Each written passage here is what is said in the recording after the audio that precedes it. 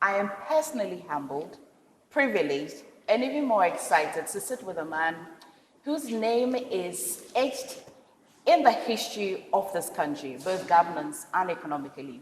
More importantly, people describe him as the perfect bridge between tradition and modern governance. But for a man whose leadership continues to shape conversations in this country, it's only perfect that once in a while we visit to seek guidance. And so you're welcome, take a seat, and this is going to be exciting. Today we get to sit down with Ghana's former president, President John Agyekum Kufuor. Mr. President, it's an honor, very humbling to sit with you. How have you been? Quite well, thank you, and welcome. Thank you so much. Thank you so much, because your house is very, very serene, very welcoming. I saw a few peacocks around. Tell me about them.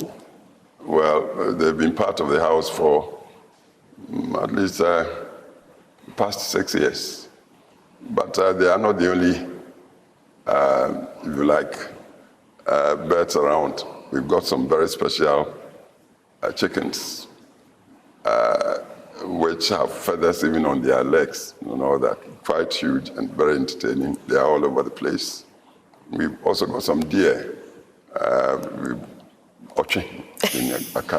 We've got about 4 or 5 of them also around. Okay. We've got some large churches, about 3 of them.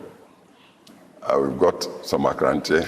We are not keeping them for food, but just to keep the balance, eco-balance, as we say. And also some rabbits and cats. That's a lot. And some fish too.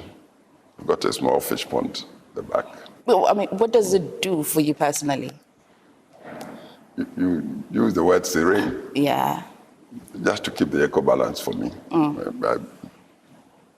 When I see them around, and they seem to know me. So I come into some balance with them, peaceful balance. Sometimes they even entertain me. I can imagine. Should I step out there with you now? You see how the peacocks would come towards me. That's really nice. I'm sure that people will take a cue from that and learn a few lessons from this. How have you been? Quite well. Okay. Let's start with the country's 3 arms of government. Of course, the executive, the judiciary, and parliament. I'm curious, do you think that the country's executive arm has become quite dominant as relative to the parliament and judiciary? When you put the question that way, you give the impression is the executive reaching out to perhaps usurp the powers of the other organs. But I believe it was put there deliberately by the constitution of the country, which proposes a hybrid system, and the definition of the hybrid being the president, who is the executive authority, being more or less instructed to appoint majority of his ministers from the legislature. The arms are arranged to realize what has been described as a checks and balances principle. And the legislature is supposed to be the watchdog over the executive performance. So where the Constitution says the president should appoint majority of ministers from legislature, then in a way, the executive is being empowered to seem like it's overreaching itself. But so now we are talking constitutional review. Yes. I hope we'll revisit that issue and really try to get the checks and balances so we achieve accountability in the management of a government authority. Mr. President, you've definitely lived in the era where the executive performed exactly as you were saying. And I'm also aware that the committee that was tasked to look at the constitution review as well consulted you. Yes. If you look back at the time that you lived in that era and today we have the opportunity to add and take a few things, what would you say should be one of the things that we should look at? I would go for strict separation of powers. The executive authority should stand by itself, formulate policies, seek authorization from the legislature, especially budget and all. And legislature should be the watchdog in people's house to keep the executive on its toes. And then, of course, judiciary, they say the oracle of the Constitution, should be, its independence should be respected totally. These are the three main.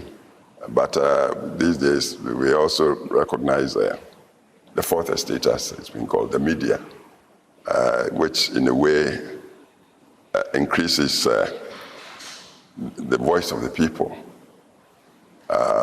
by exposing, educating, entertaining the general run of governance for the general public, the true owners of the show, if I may describe the public as such, to have some leverage over the formal institutions of governance. Okay. And so these are some of the things I hope the review will take into account. Should Parliament to be maintained as it is, or you envisage a different kind of Parliament?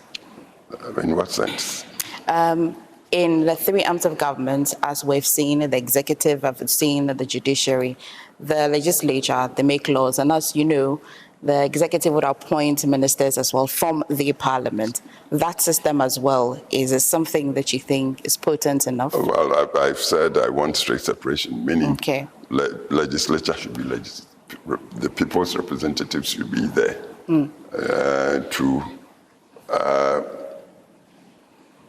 control the budget, the purse of the state. You know, the executive should seek authorization from the legislature to make the budget to run the government. And then the executive should be held accountable, first instance through the legislature, because the executive would formulate the policies and then seek approval of the people through the legislature, as well as, in addition to the budget, as well as of now, the vetting of ministers and appointees of, say, the president. The vetting is done through the legislature, but because of the multi-party system that the Constitution provides, and because the legislative committees are constituted, except for one or two, on basis of the relative strengths of the parties within the legislature, invariably the legislative assembly committees tend to reflect the pro rata. So whoever the president would nominate for vetting, the president would have majority of the vetting committees in the legislature. And so once the president nominates, invariably the nominee sails through, because the majority tends to be there to support the president. I tend to be of the view that there's another organization or institution of constitution that I would have. It's different, and that's the Council of State. And I've voiced my opinion publicly. In spite of the fact that that committee tends to be composed of quite distinguished people, somehow the perception is that it is more or less mandated to advise just the executive, the president, and they meet the president in camera. So suppose the president is doing something that perhaps would need to be exposed properly, and even where the national council would advise and say if the president should choose not to respect the advice? How does the public get to know? So I would rather have a second house composed not so much on the basis of democracy as of identifiable institutions in the land, and also some few individuals who have served the public in ways that would justify their being included in the second chamber. To be there to temper the excesses of democracy. Because I have been twice member of parliament, 69, 79, so I know how it works. And I've been president. And the slogan there tends to be, whereas the minority may have its say, the majority would have its way. And that tends to work adversely against what should be public interest.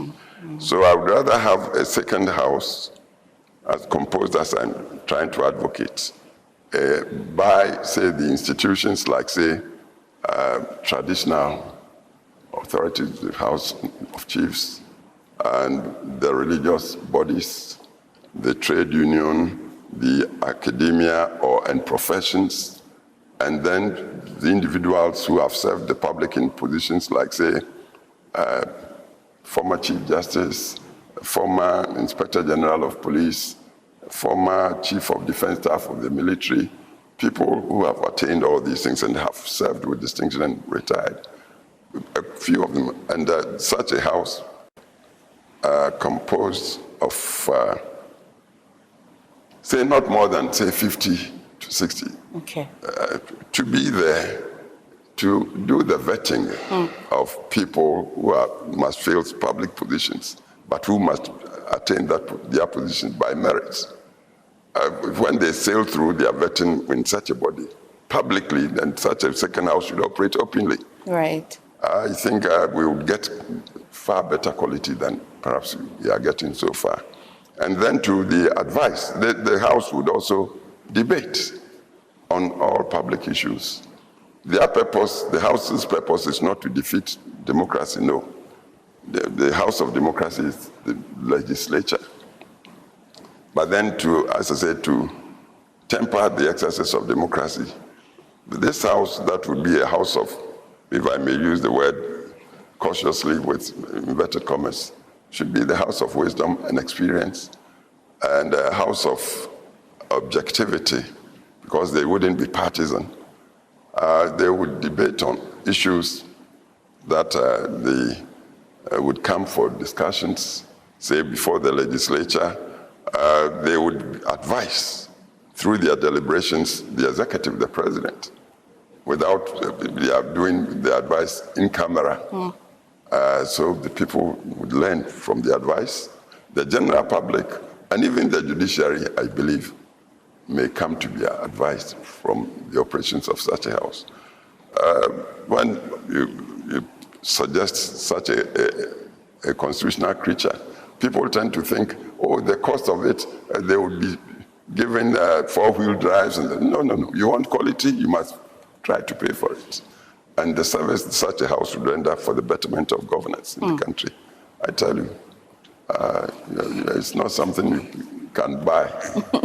It's quite expensive, and we should be ready. Not the expense in terms of, I'm talking of the quality of service that would be rendered for the public good, would be such that you shouldn't put a price like in the market on it, but you get it, and I tell you it wouldn't be that expensive. Okay. The benefits would far exceed any price that... Mr. President, from your era till now where you sit, do you envisage or do you see our democratic institutions strong enough to withstand any prolonged economic hardship?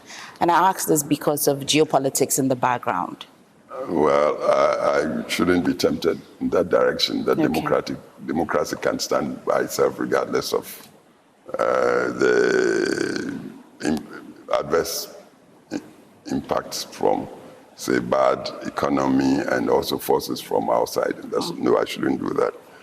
But should we structure the governance institutions well, we would get, I believe, quality service from the people who would be privileged to serve in any of the institutions. People talk of institutions, but institutions are filled by people. I remember when President Obama visited Ghana, he advocated that what perhaps we needed was good institutions. Roundly, I may say yes, but then institutions not filled by good people may not be good institutions. So if we would balance the institutions in ways where there would be checks on each other, then I tell you, the people who would come to occupy positions within the institutions would tend to be people of merit. Right. And so when we work it like that, then very likely you'd see, say, the executive would be populated and the general public sector would tend to be populated by people of merit. So the economy would be perhaps better managed. The public, general public, would come to be nurtured, say through good media, through the second chamber, for instance, that I proposed that would operate, the advice that the general public would come by. The judiciary would be alert when they pronounce through due processes of law and say they pronounce on the Constitution. The pronouncement would be quality. And when we work like that, the citizenry at large would come to be imbued with the confidence and trust in the objectivity of democracy, which should enshrine the individual's dignity and strength to try to be there, not because of, say, just the bread he or she will be served with, as the dignity of themselves as human individuals entitled to respect. But my next question may still be in line with this answer that you've given, but I shall attempt to ask anyway. Do you see any structural weaknesses in our democratic institutions?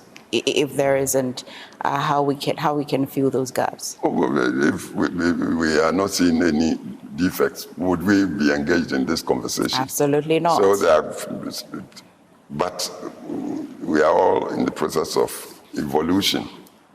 And we don't tend to live in a perfect world.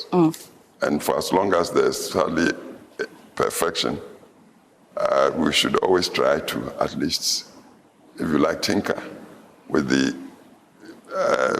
governance mechanisms to try to get more efficient, more wholesome, if you like, mechanisms to. And for me, they should all come together to uphold the dignity of the human. Right. It's humanity. It should be central to everything. And for as long as you see defects here and there, injustices, and that, we should keep on tinkering to improve the machinery. It'll be a good time to talk about corruption. And do you think that corruption has become more sophisticated or more tolerated over the years? I wouldn't say tolerated, but sophistication, yes, because with look, we are into the era of science and technology. Science keeps on research and refining things. The people who tend to be so bright, so not all of them would use their brilliance for fair and good purposes. So sophistication is really deepening, if you like, corrupt practices. People would steal, murder, or and then try to get away with their smartness. But that wouldn't be tolerance. But the tolerance is, to me, I would use the word resignation, where people try and they can't get a way around unacceptable situations, they tend to resign. I wouldn't call such resignation tolerance. So the challenge is for society to keep on with the probing and searching for ways and means to catch out the oversmart, operator. And so corruption, yes. But I would also say that, given our situation, I've thought of corruption, and I identified two major sources of it. One is the poor remuneration system that our society somehow seems to fight shy in tackling. The pay system is really not good. Go to, say, a ministry of government, where a director, a highly trained director, who served for, say, 10, 20 years, in current times, monthly take-home pay net might not be even beyond 30,000 Ghana cedis, given the inflationary situations we are in, the cost. And such a director, perhaps a family with wife, with 4 children or so, the director would naturally want the children to have some of the best education. He would want to live decently, have a decent home, not exaggerated or extravagant. Would want a car. He's a social person, so naturally want to also bear the social responsibilities in our traditions, extended families, and all that sort of. 30,000 Ghana cedis, taking care of all. So that's not quite realistic. So what happens to him? And is this director who knows the institutional history and works the licensing of, say, the private sector who would want to go into, say, mining, the import trade, and so forth. He should issue the licenses for. Yeah. And so what happens? What happens to a man like that is that he practices red tapeism. Bureaucracy, that word sounds big, but the main thing is it's a big source of corruption. And how do they do it? You apply for a license, something that shouldn't take, say, 1 week to issue. You'd be lucky to get it in, say, 3-4 months. So the desperate applicant would then think there's something the person needs, and before you know, they talk of brown envelopes. Before you know, he'll go, and then when people are not looking, he'll pass the brown envelope. Director, because he wants to top up on his poor pay, would take. And this thing has become so pervasive. You look at our police system, a whole police officer, I don't know, but I don't think, say, superintendents and they get take-home pays of beyond 5,000 Ghana cedis a month. Yeah. And these are people who are sort of upholding law and order in our systems. So again, they would also go and practice top up, go to the courts, lawyers, politicians, even academics. So corruption is so pervasive in the system, and I trace the whole thing largely to Remuneration, not realistic. And then the other thing is, if we take our country, Ghana, we are blessed. Let me quote what a famous politician, we sit on gold and yet we are poor. Now everybody's complaining about galamsey. How come galamsey? Poisoning our water courses and all. a private sector is not in a way empowered by the entire system. I wouldn't blame just the government. It's like it seems the society suffers from, is it petty jealousies and things like that. We do not allow the private sector to develop and mature.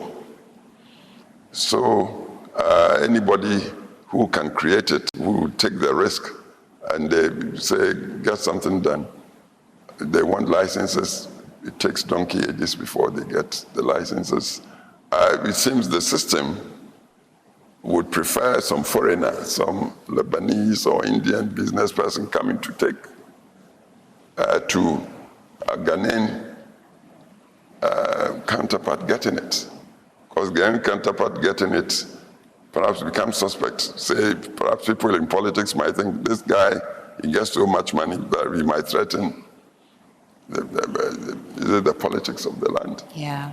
And we wouldn't do it. And so we do not grow the wealth, create the wealth that we must create, because we've got all the basics. The factors are here. Natural resources abound, good land, fertile land, the water courses, and all these assets should be developed to create the wealth which would then support governance to the benefit of the entire community inclusively. Because we do not promote the private sector the way we should, and because where wages are not good, these two factors combined, I believe, render our system like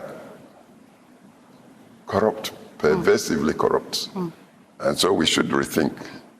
And people tend to cite the late Lee Kuan Yew of Singapore. Yes. You know how he did Singapore. They thought through their problems. They do not have even a fraction of the natural wealth that our land possesses. But then they thought through and they found that they could generate wealth to the point where these days you can't talk development around the world without talking Singapore. How did they do it? Their leader, Lee Kuan Yew, at a point used the collective intelligence of his people, including the private sector, and he paid the ministers and public sector workers with whom he fashioned the policies to free the system to generate the wealth. And the justification was, he told the world that the people with whom he thought to create a prosperous society were as good as the corporate wealth managers. You know, like say Unilever and their managers, the sort of salaries they get. The president of Ghana would look like a pauper by then, if we are really being sincere. And this man said, the people I've used to fashion these policies benefiting the land. They are as good as the people in the corporate world, getting all the fat salary. So they must be paid like the people in the corporate world. So his ministers, and they are all well so paid. The only condition is when you choose to be in the public sector, to be well paid, and you allow yourself to be tempted into red tapeism and corruption, and they catch you.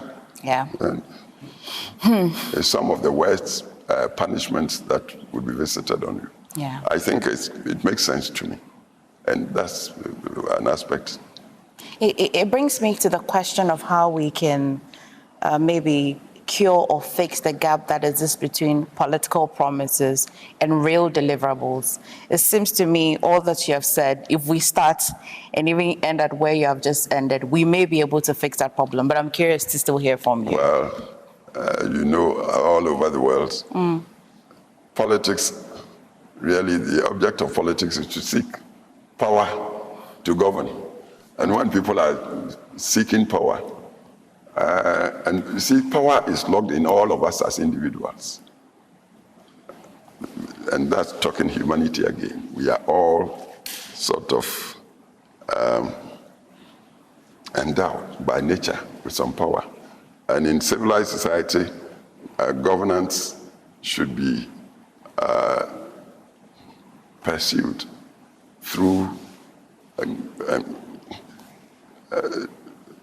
enlisting the understanding and, if you like, the give and take of the people at large. That's where the social contracts come in, constitutions and all that. So when, say, somebody gets ambitious to become, say, president or politician and all that, since he cannot impose himself, it's not going to make a coup d'etat. He will get your vote and all that. He'll come around and tell you the sort of things that will make you give your power through the vote to him. And in the process, some people tend to overtalk. You come and tomorrow you get a Mercedes-Benz car. When I get to power, I'll make it. Everybody would have a fine house.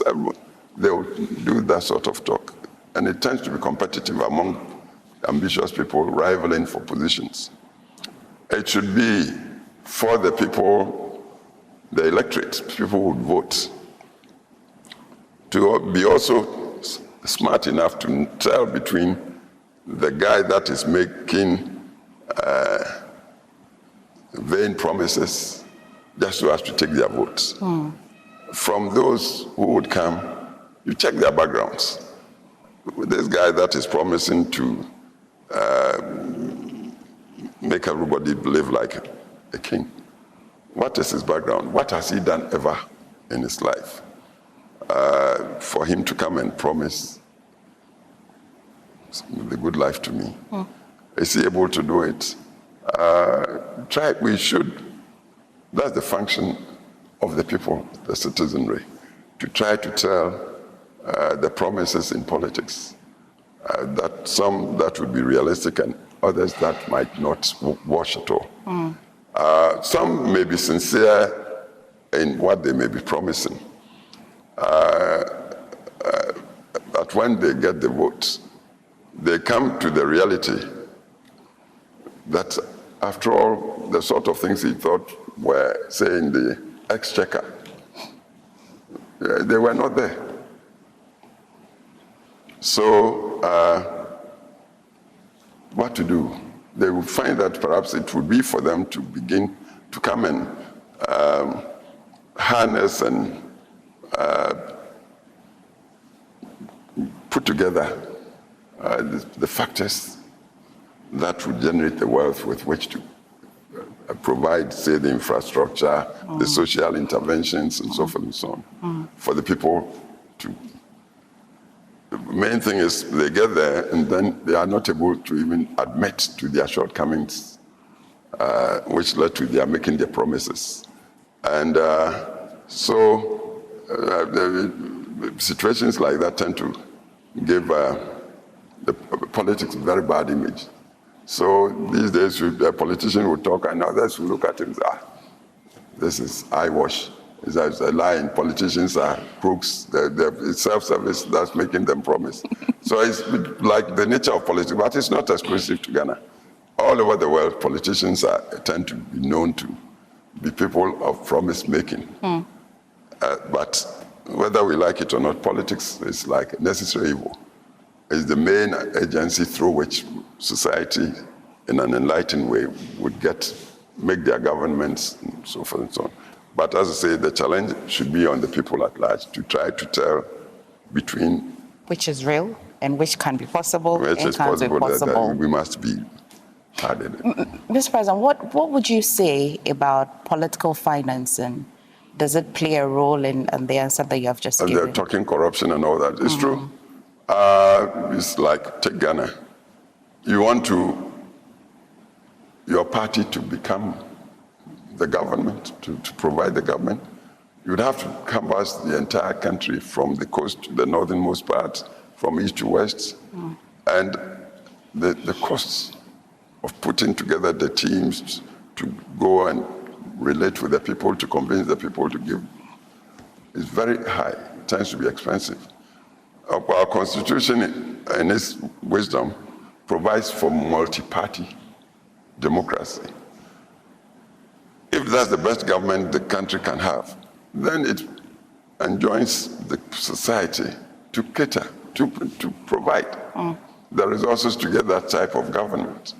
It can't all be done by, say, the state, because as a multi-party democracy, there will be, at any given time, say, quite a few parties.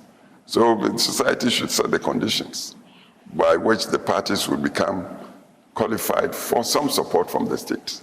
So the state, I believe, should contribute to party, say, election financing. Okay.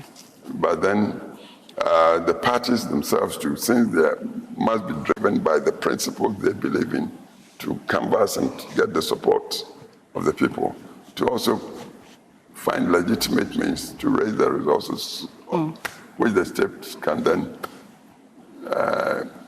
top up for the work to be done for the good of the entire society. So party financing, not party finance so much as election support from state, I believe is justified. Let's put a sharp focus on the youth. A little reading about you and hearing from people like my fathers and my uncles who understood probably your governance. They tell me that you started your public service very young, at a very young age. What do you say to young people who say that they are not giving the opportunity, they're not giving a voice? Should it be given or it should be taken? Given or taken? Yes. Should they be given the voice or should they take it? Who is denying them the voice when they talk like that? Like you observed, truly I came into politics quite young, in my 20s. And I tell you, it wasn't anybody sitting anywhere that said, you come, I give you position. I, of course, through the studies I'd given myself, I'd become a lawyer at the age of 22 and a bit. And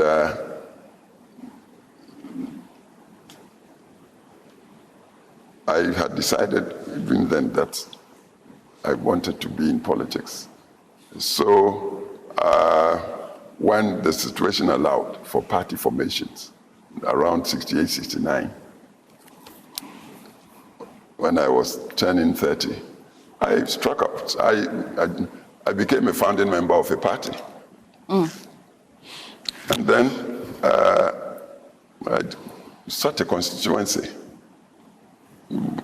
worked the constituency, up and down, meeting chiefs, villagers, putting myself forward for consideration for election.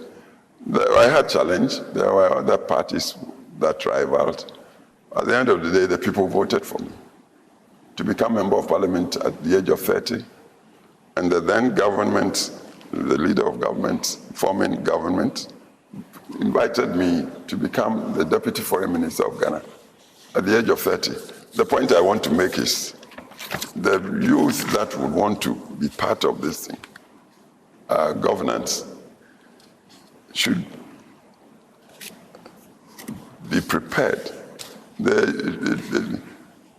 to take the step, the risk for people to consider them for positions. And if you try the way I did it, very likely, and if you are deserving, you get your way.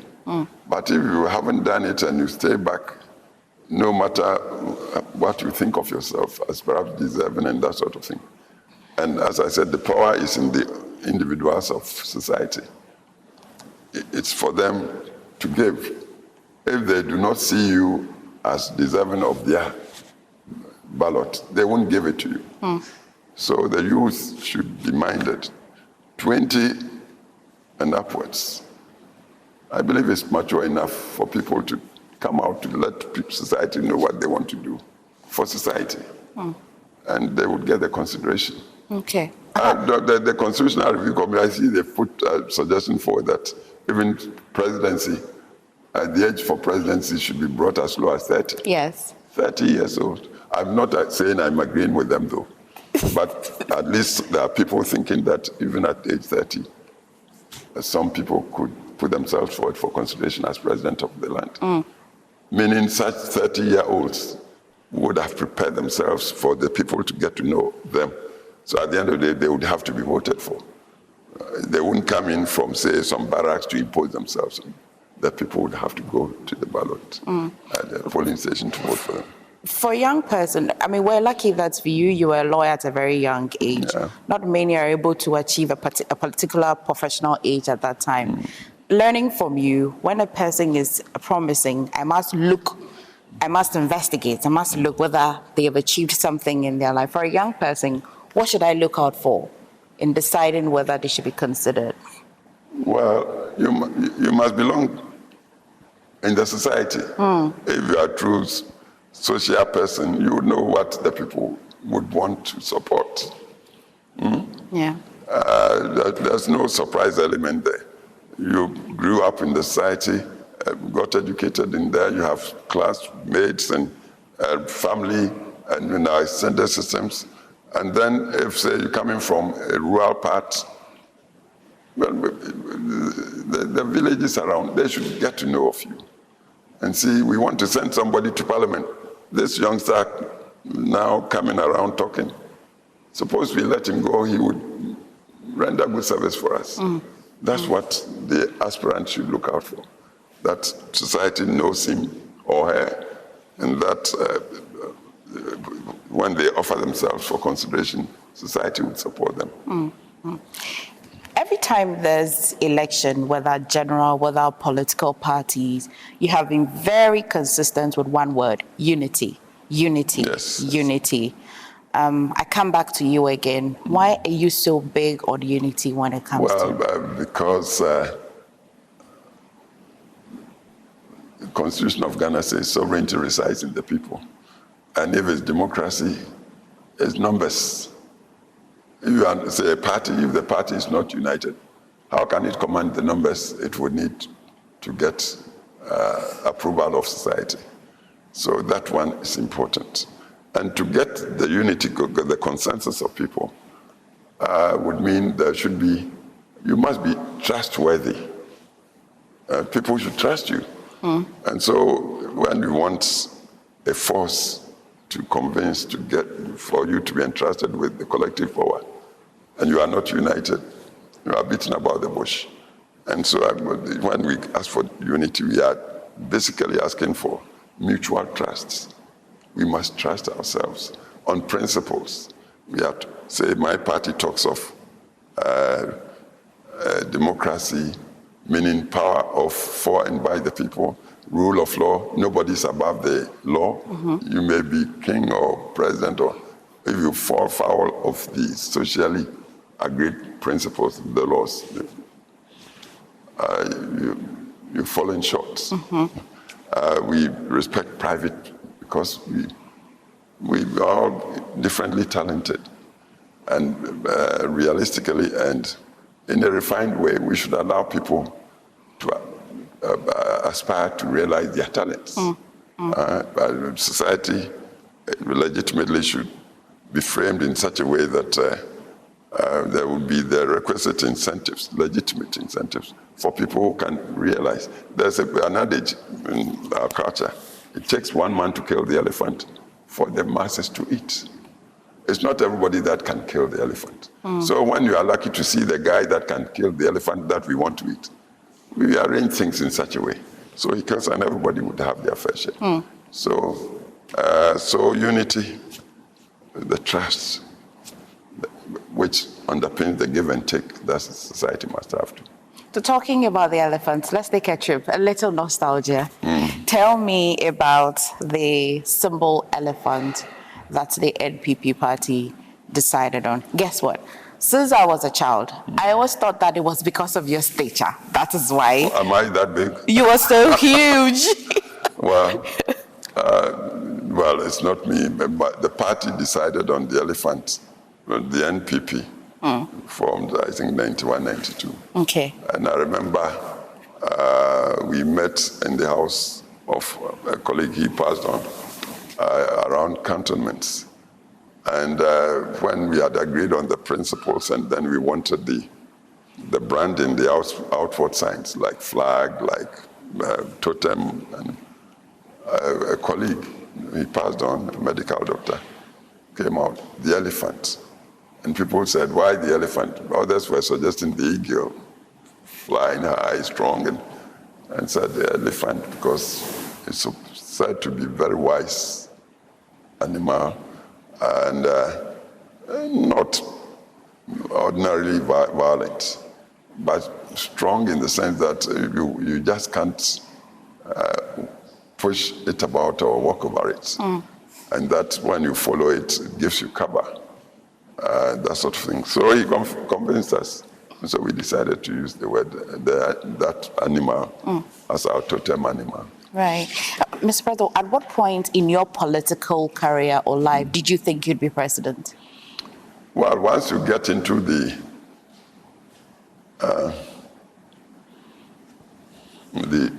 this profession of politics, it tends to be ambition that drives politics, career in it. And so I got in young. Fortunately, I got exposed early. And then